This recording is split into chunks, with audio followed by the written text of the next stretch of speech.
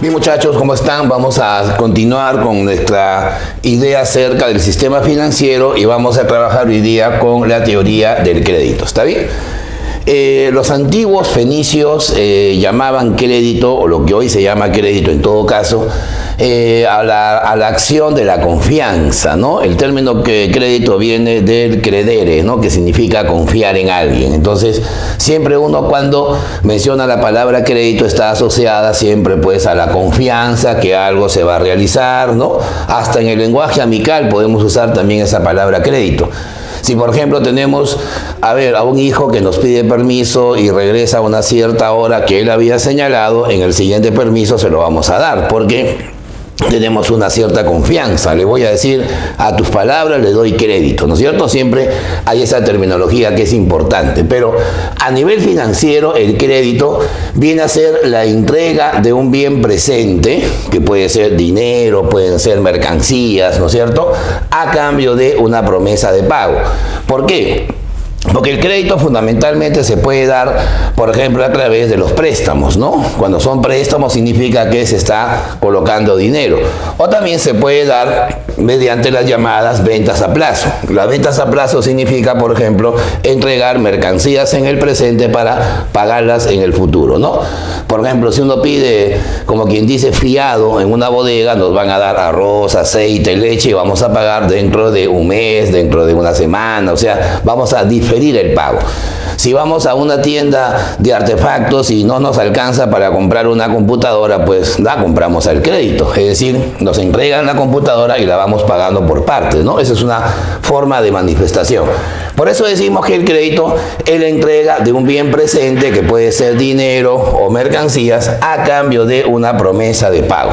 Una promesa de pago que obviamente se va a manifestar a través de ciertas, especies, ¿no? A través de ciertos títulos, valores que vamos a ir anotando, ¿no? Bueno, ¿dónde radica la importancia del crédito? Radica en que va a impulsar dos actividades, ¿no? La primera sería el consumo, porque el crédito también está orientado a facilitar el consumo.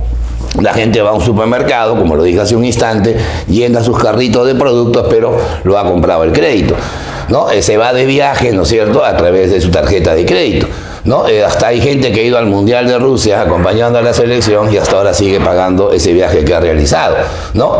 Hay gente que se compra, por ejemplo, ropa a través del crédito. Entonces, el crédito facilita el consumo, pero también facilita la inversión, porque fundamentalmente el crédito está orientado a la producción, ¿verdad? El empresario se endeuda para comprar bienes de capital, para comprar capital de trabajo, para comprar el capital herramienta, el capital insumo, y eso le permite, pues evidentemente, llevar a cabo la producción. Así que las dos actividades que el crédito va a impulsar sería el consumo y la inversión, ¿correcto? Bueno, ¿cuáles son los 7 elementos que el crédito debe tener necesariamente para convertirse en una operación de carácter económico? Primero está el deudor. El deudor es la persona que solicita el crédito, ¿no? El que se endeuda, el que recibe la plata del banco, el que recibe los productos de la tienda del supermercado, por ejemplo, el que recibió la computadora porque la compró el crédito. Esa persona se llama el deudor. Es el que se compromete a pagar la deuda, ¿no? El que se compromete a pagar el crédito. Luego vendría el acreedor. En este caso, el acreedor es la persona que ha entregado el crédito, ¿no? Es la persona que ha vendido la computadora, el que hizo el préstamo en efectivo, se llama el acreedor. No hay deudor sin acreedor y no hay acreedor sin deudor. Es una partida doble fundamental en el sistema financiero. Luego viene el elemento fundamental, que sería la confianza, ¿no? La confianza es intrínseca, ¿no? La confianza es subjetiva.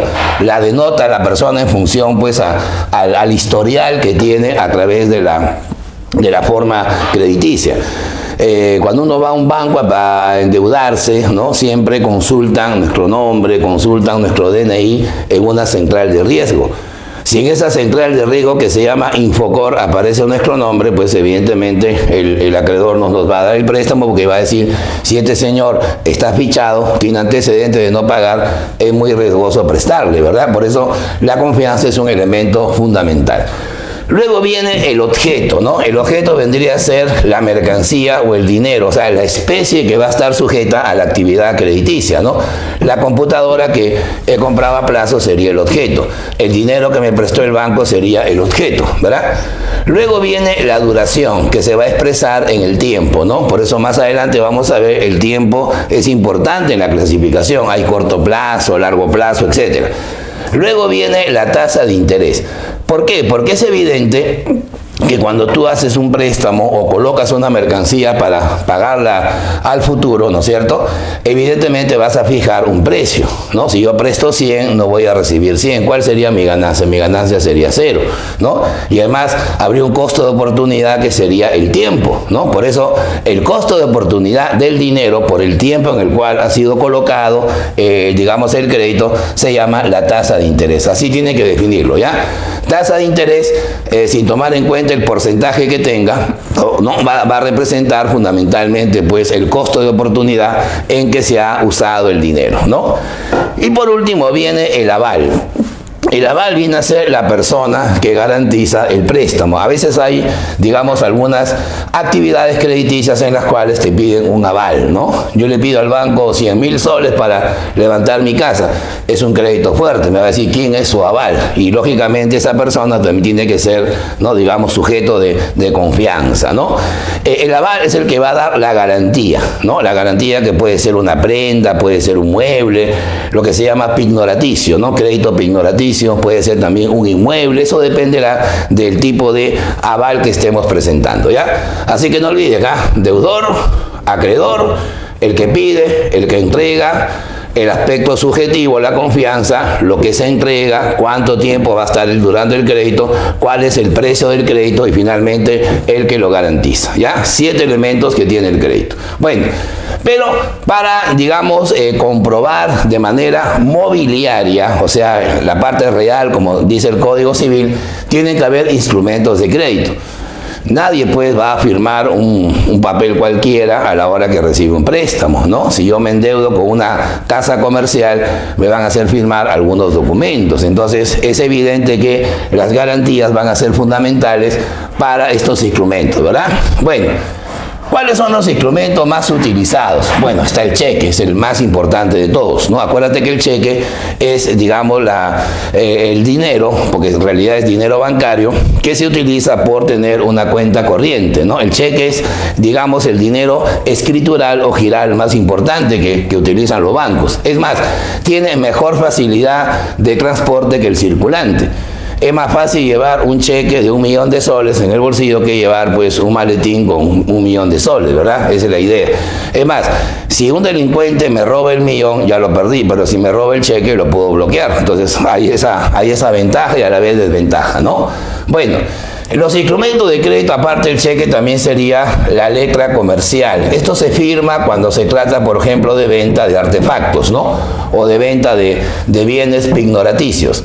Y también está la letra única de cambio. Esta es una forma de documentación cuando se hacen préstamos a nivel financiero, ¿no? Y donde el deudor firma la letra comprometiéndose a pagar en una fecha determinada. Si no la cancela, entonces el librador, que sería en este caso la persona que está dando el crédito, evidentemente pues va a hacerle un protesto, ¿no? O sea, le va a hacer una especie de prejuicio, me dejo entender, para luego ya actuar de manera procesal, ¿no es cierto? Esa es la idea de la letra. Luego viene el pagaré. El pagaré es un documento de crédito que ha sido emitido por el propio deudor, ¿no? Y que obviamente se compromete también a cancelar una deuda en determinados, digamos, periodos de amortización. Esto básicamente se usa a nivel de bancos, ¿ya?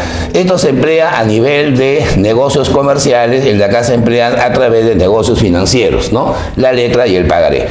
Luego vienen los bonos. Los bonos son los títulos valores de renta fija, ¿no? Tú compras bonos, ya sea privados o bonos soberanos cuando son del Estado, pero vas a obviamente recibir un precio que es la tasa de interés. El bono te genera intereses, ¿verdad? Después de su vencimiento.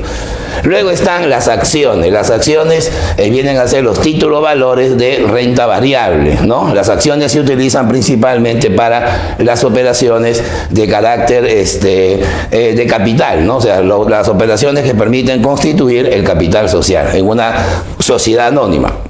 Luego están las cédulas hipotecarias. Las cédulas hipotecarias son documentos que se firman cuando hay un crédito inmobiliario, ¿no? O sea, por ejemplo, me prestan una fuerte cantidad y dejo de garantía mi departamento, dejo de garantía mi hacienda, mi chacra, mi terreno. Si no lo pago en el plazo que el banco me ha fijado, o hay una falta de arraigo, hay un riesgo para poderlo cobrar, evidentemente el banco me hace un embargo, ¿no? Ese documento se llama la cédula hipotecaria. Y también está el warrant, ¿no? Es un documento que se va a estudiar cuando se estudia a su vez el comercio internacional. Pero el warrant es un documento que principalmente sirve para garantizar que las mercaderías que uno está importando estén depositadas en la aduana, ¿no? Cuando, por ejemplo, tú traes, motocicletas de otro país, estás importando motocicletas y no las puedes pagar en ese momento, las puedes dejar guardadas en un depósito en la aduana. Y el depósito aduanero obviamente te va a cobrar una cantidad por haberlo custodiado. Ese documento que garantiza que esas mercaderías no serán retiradas de la aduana se conoce como el warrant, ¿ya? O sea que al final vamos a tener pues hasta 6 o 7 instrumentos fundamentales para realizar las operaciones crediticias. Vamos ahora a establecer la clasificación del crédito, o llamado también el universo crediticio, ¿ya? Para clasificar el crédito, ahí en el esquema tenemos hasta 5 parámetros, ¿ya? 3, digamos, contemporáneos y 2 ya históricos, ¿no? Vamos a ver cómo se puede definir. A ver, según la duración. Según la duración significa cuánto tiempo va a demorar el pago del préstamo, ¿no? El pago del crédito. Ahí se habla, por ejemplo, de crédito de corto plazo, crédito de mediano plazo y crédito de largo plazo. El de corto plazo es aquel que madura, o sea, se tiene que cancelar hasta el plazo máximo de 1 año, ¿ya? Si tú pagas un préstamo hasta el plazo máximo de 1 año, me dejo entender, se llama corto plazo. Si lo pagas en un periodo mayor de 1 año, pero que no pase de 5 años, se va a llamar mediano plazo. Ahora, cuando el préstamo ya pues tiene un tiempo prolongado de amortización, de pago, se va a llamar de largo plazo, ¿ya? Por ejemplo, si el banco me presta para pagar en 30 meses, ¿no? 30 meses sería 2 años y algo más, 2 años y medio. Va a ser un crédito de mediano plazo, ¿ya? Si el banco me presta dejando de garantía mi casa para pagar 20 años el préstamo, va a ser un crédito de recontra a largo plazo. Si me pagan o me dan un préstamo para pagarlo en 10 meses, 10 meses en menos de 1 año, se va a llamar un crédito de corto plazo. O sea, todo va a depender del tiempo de maduración, ¿no? Del tiempo en el cual el crédito se puede ir cancelando. ¿Estamos? Luego viene por la calidad del deudor, o sea, quién es el que recibe el préstamo, ¿no? La calidad del deudor. Evidentemente los deudores podemos ser personas de derecho público o personas de derecho privado. Evidentemente la jurisprudencia, vamos a llamar así, del crédito va a depender mucho de a quién está dirigido, ¿no? Por ejemplo, el crédito público significa que el deudor es una dependencia del Estado. O sea, cualquier institución estatal que se endeude va a generar un crédito público. Por ejemplo, a nivel del Poder Ejecutivo estaría el MEF, o sea, el Ministerio de Economía y Finanzas. Si la ministra de Economía o el ministro de Economía viaja al exterior y negocia un préstamo, por ejemplo, con el Banco Mundial, el Fondo Monetario, la banca extranjera, los proveedores extranjeros, ese es un crédito público porque se le está prestando a una entidad del Estado. Si el alcalde de Lima endeuda a la municipalidad, ¿no es cierto?, para financiar de repente un proyecto de inversión, también va a ser un crédito público. O sea, ¿quiénes serían crédito público? Los ministerios, ¿no? El poder legislativo, los gobiernos locales, el poder judicial, ¿no? Dependencias como la Defensoría del Pueblo, el Banco Central de Reserva, el Banco de la Nación, ¿no? Los organismos electorales, la Junta Nacional Nacional de Justicia, o sea, cualquier institución estatal, los gobiernos regionales que reciban un préstamo generan el crédito público. ¿Está bien? En cambio, el crédito privado es diferente. ¿Por qué? Porque este crédito tiene que ver con que el deudor es cualquier ente particular, o sea, cualquier institución de carácter privado, donde el capital sea individualizado. Por ejemplo, el Grupo Ciencias, ¿no? El Grupo Ciencias es una, digamos, institución donde los inversionistas son personas particulares. De tal manera que ahí, si el Grupo Ciencias pide un préstamo al banco, se va a considerar un crédito privado. O sea, no es quien entrega el crédito, sino quien lo va a recibir. Por ejemplo, el Banco de la Nación le otorga un crédito al Grupo Ciencias. En este caso, el acreedor es el Estado, ¿no? Pero sin embargo, el deudor es privado. A eso nos estamos refiriendo, ¿no? Si el que recibe el préstamo es el Estado o alguna entidad particular, ¿ya? Ahora vamos al destino. A ver, según el destino, ¿cómo está, digamos, orientado el crédito? Es un poco más amplio que los anteriores. Mira. O sea, ¿a dónde va el préstamo? ¿Para qué sirve el billete que te han dado? ¿Para qué sirve la mercancía que has comprado al crédito? Vamos a ver la diferencia, ¿ya? Está el crédito de consumo, está el crédito productivo y está el crédito de inversión. Hay diferencias, ¿ah? El crédito de consumo significa que las familias, o sea, los consumidores, lo van a orientar a satisfacer inmediatamente sus deseos y necesidades. Es decir, si yo me endeudo para cubrir mi canasta familiar, es un crédito de consumo. Un banco me presta para que yo pueda pagar, no sé, el examen de admisión de mi hijo. Ese es un crédito de consumo, ¿no? O de repente voy a Plaza Vea y compro abarrotes, compro comida con mi tarjeta Vea, ¿no? Mi tarjeta O. Eso también es un crédito de consumo. O me endeudo para viajar a ver a la selección cuando juegue en el extranjero, ¿no? O me endeudo para comprar un pasaje en ómnibus, o me endeudo para, no sé, pues comprar alimentos. Cualquier tipo de endeudamiento que está orientado al consumo de las familias se le llama crédito de consumo, ¿ya? Es un crédito indirectamente no productivo, ¿no? Porque no está orientado a crear riqueza, sino a utilizar la riqueza, ¿ya? Esa es la diferencia. En cambio, el crédito productivo es aquel en donde participan las empresas. Obviamente la familia tiene una función diferente a las empresas. Las empresas se van a dedicar a la producción. Por lo tanto, si las empresas compran insumos, que lo tienen que hacer permanentemente porque los insumos serán producto, ese es un crédito productivo. Un ejemplo, a ver, una pollería se endeuda para comprar más pollos, ¿no? Para comprar más carbón, para comprar más papas, porque no tiene capital en ese momento. Ese es un crédito productivo. O el carpintero se endeuda para comprar madera, ¿no? O el que vende helados se endeuda para, no sé, comprar leche, comprar frutas y hacer los helados. Entonces, esos créditos donde las empresas lo que compran son el capital de trabajo inmediato, que son los insumos, se conoce como crédito productivo, ¿ya? En cambio, el de acá es diferente, aunque está relacionado, pero se llama crédito de inversión. ¿Por qué se llama crédito de inversión?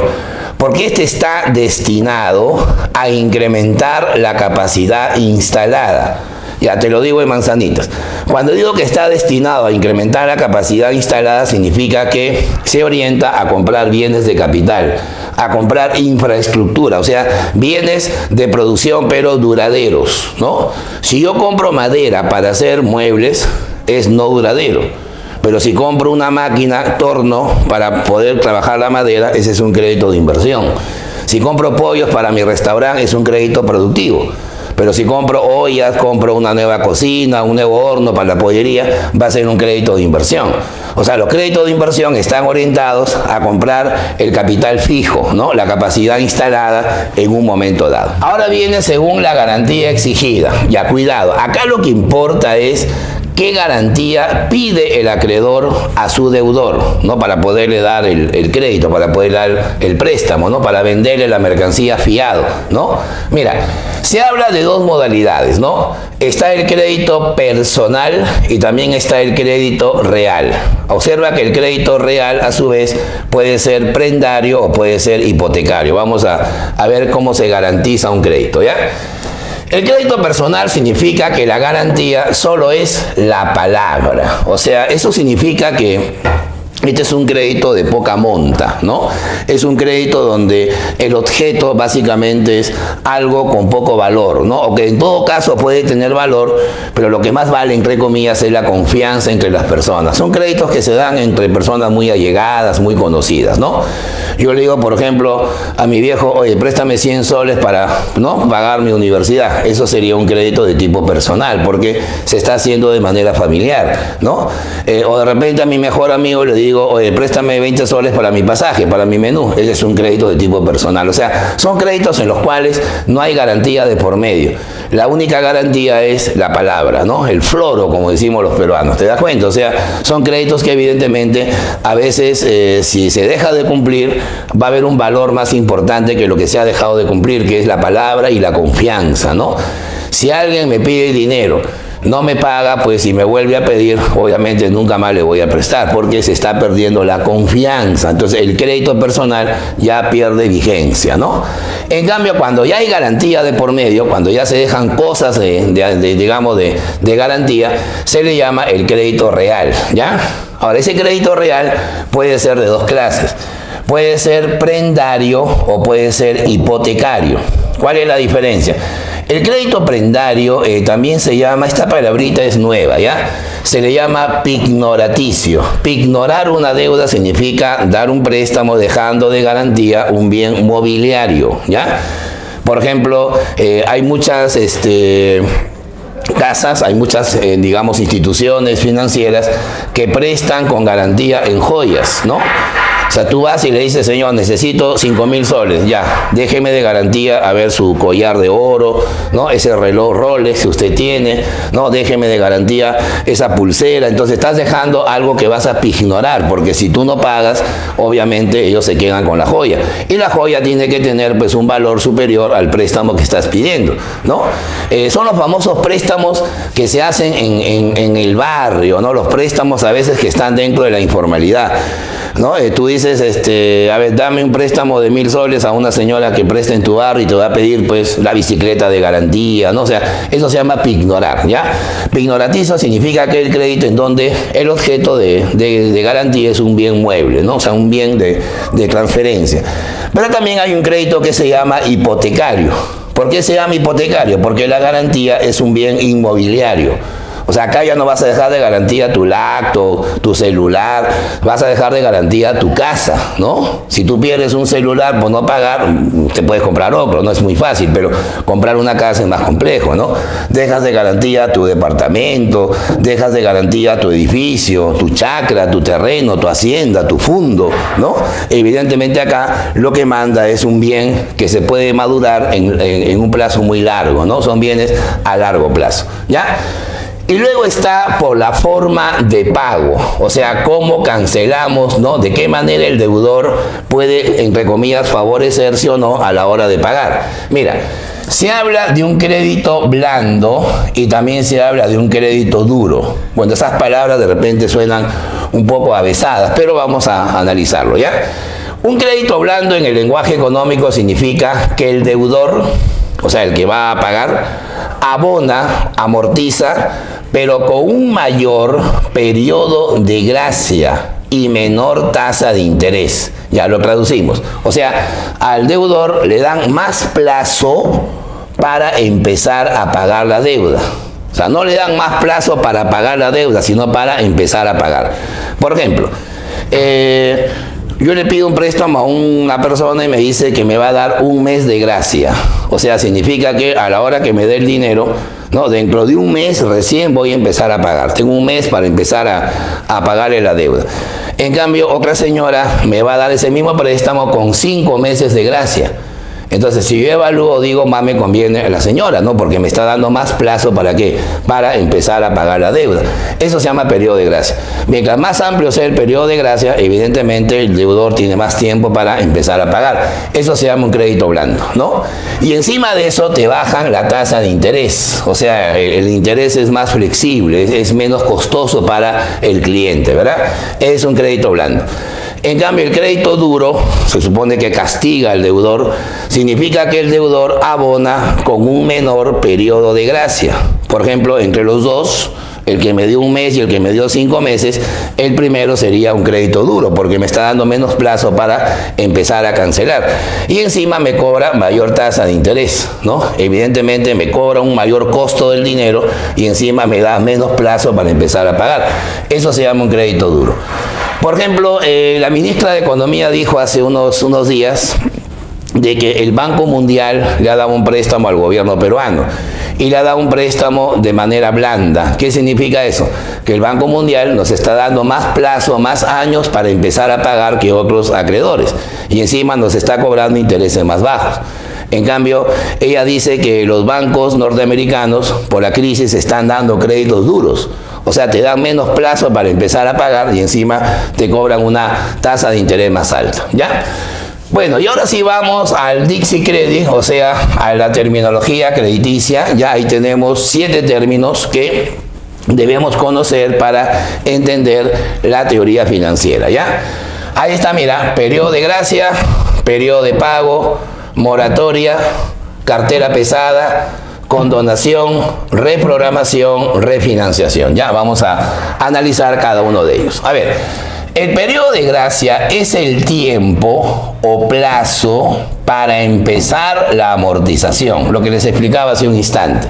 No es el plazo que me dan para pagar la deuda, es el plazo que me dan para empezar a pagar la deuda. O sea, desde el día que me dieron el dinero o el producto hasta el día en el cual empiezo a pagar ese crédito, ese periodo se llama periodo de gracia, ¿ya?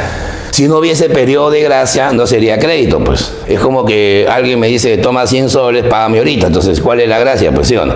El periodo de gracia significa el plazo que esa persona me va a dar para pagarle sus 100 soles, ¿no? Más el interés respectivo. En cambio, el periodo de pago es el tiempo desde el inicio hasta el fin de amortizar, hasta el final de la amortización. O sea, es el plazo que me dan para pagar la deuda. En cambio, el primero es el plazo que me dan para empezar a pagar la deuda. Un banco me dice, señor, acá está el préstamo, le vamos a dar 2 meses de gracia y 10 meses de pago. ¿Qué significa? Que si el préstamo me lo dan en enero, empiezo a pagarlo en marzo y tengo hasta diciembre para terminar de pagarlo, ¿ya? Primero es el periodo de gracia y luego viene el periodo de pago. Ahora viene la moratoria. Moratoria viene de mora. Y mora viene de demora, ¿verdad? O sea, moratoria significa la prórroga, o sea, la ampliación o el plazo adicional que el acreedor otorga por una deuda vencida. O sea, si el deudor todavía no me ha cancelado el préstamo, yo voy a negociar con él y le voy a decir, ya te voy a dar una moratoria. O sea, le voy a dar un tiempo adicional para que pueda honrar su deuda, ¿no? Para que la pueda terminar de pagar. Evidentemente, lo que va a hacer el acreedor es darle pues un costo adicional por ese tiempo, ¿no? Por la moratoria pues te va a aplicar una mora, ¿no? La mora significa el interés adicional por el tiempo, ¿no? O sea, una deuda vencida significa que ya se terminó el periodo de pago y todavía queda pendiente una cuota, 2 cuotas o N cuotas, ¿ya? Esa es la idea. Ahora, ¿qué pasa con la famosa cartera pesada? Miren, estamos en una época en que la economía peruana ya está empezando a vivir algo que no teníamos desde hace 25 años, o sea, una recesión, ¿no? Entonces, la recesión hace que las empresas quiebren. Y si las empresas quiebran, no tienen plata para pagarle a los bancos, me dejo entender, todo lo que nos han prestado. Imagínense que un banco me prestó 300.000 soles, ¿no? Para que yo pueda poner mi gimnasio. Mi gimnasio lo inauguré el 14 de marzo y la cuarentena empezó el 15. Aislamiento social obligatorio. O sea que eso significa que mi gimnasio nunca funcionó, apenas lo inauguré y lo cerraron, ¿no? Pregunta, 3 meses, 4 meses, de repente 1 año sin funcionar, no tengo ingresos, pero el banco me va diciendo, y los 300.000 y los intereses. Entonces, el que está preocupado no es el dueño del gimnasio, el que está preocupado es el banco. porque sabe que el acreedor no va a poder pues cancelar, no porque el acreedor quiera cerrarlo, quiera evadir el pago, no, sino que no tiene capacidad. El deudor quiere pagar, pero no puede, pues, porque ¿cómo le va a pagar si en ese momento no tiene pues digamos ingresos, no tiene negocio? Es igual, restaurantes, microempresas, negocios pequeños están endeudados con las entidades bancarias, pero evidentemente los bancos saben que no les van a pagar porque no tienen ingresos, van a tener que hacerle un juicio, ¿no? El banco al final se va a quedar con las máquinas del gimnasio, las ollas del restaurante, pero no va a tener liquidez. Entonces, ese significa lo que nosotros llamamos la cartera pesada. Cartera pesada significa que el acreedor considera que es imposible el cobro de una deuda que le tienen, pues, ¿no? Eso significa que su cartera, o sea, sus documentos por cobrar, ya nunca más lo va a poder cobrar y va a tener que recurrir a los tribunales, a todo el problema, pues, que implica el crédito, ¿no? Por eso que a veces se habla mucho también de esta palabra, la condonación, ¿ya? La condonación es el perdón o la amnistía, o sea, el olvido, ¿no? Que aplica parcial o totalmente. Bueno, se supone que condonar es un término que lo tiene que aplicar el acreedor. El deudor no va a condonar, pues si yo le debo al banco no le voy a decir los 300.000 que te debo te condono, eso no se llama condonar, pues el que tiene que condonar es el que ha prestado. Y el que presta condona de acuerdo a la situación financiera, la situación de solvencia, ¿no? La situación de liquidez que tenga su cliente, ¿no? Entonces a veces hay acreedores que dicen, ya, esto es una cartera pesada, ya prácticamente me debe ¿cuánto? 600 soles, en mi caso otros me deben 600.000, ya el de 600 condónalo ya para no estar gastando más en documentos, en mandarle juicio, ¿no? Más no va a costar el juicio de lo que nos debe, ¿no? Eso se llama condonar. Condonar, por ejemplo, es un término que se aplica en deuda externa bastante, ¿no? Hace unos años el gobierno belga, ¿no? Europa nos condonó el 20% de la deuda. O sea, imagínate eso, para un país como el Perú es un alivio, porque en lugar de pagar 100, ahora solamente paga 80, ¿no? Eso se llama condonar. Ahora, dentro de la financiación y la amortización de un préstamo, hay dos términos que aparecen, reprogramación y refinanciación. ¿Cuál es la diferencia? Reprogramación significa que se debe considerar ampliar los plazos de amortización. Por ejemplo, yo tengo que pagar una deuda hasta diciembre y estamos, por ejemplo, julio. O sea, faltan todavía medio año para pagar la deuda.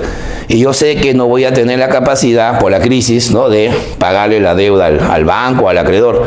Yo le digo al acreedor, mira, siéntate por favor, vamos a dialogar, hagamos la paz. En diciembre la deuda no te la voy a poder pagar completamente, ¿no? Te va a pagar solo el 30% de lo que te debo.